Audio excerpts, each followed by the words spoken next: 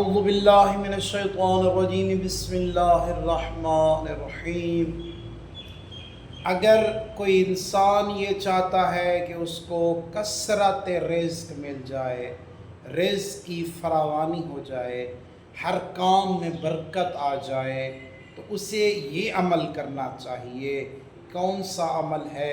حضرت محمد مصطفیٰ صلی اللہ علیہ وآلہ وسلم ارشاد فرماتے ہیں کہ اگر انسان اللہ تبارک و تعالیٰ کی دی ہوئی نعمتوں کا شکر ادا کرتا جائے تو اللہ تبارک و تعالیٰ ہر نعمت کے بدلے میں ادا کیے جانے والے شکر کے صدقے میں اس کے مال میں اضافہ کرتا جائے گا۔ اب اللہ نے کتنی نعمتیں دی ہیں، ہر نعمت کے بدلے میں آپ شکر بجا لاتے جائیں تو آپ کے مال و رزق میں اضافہ ہوگا۔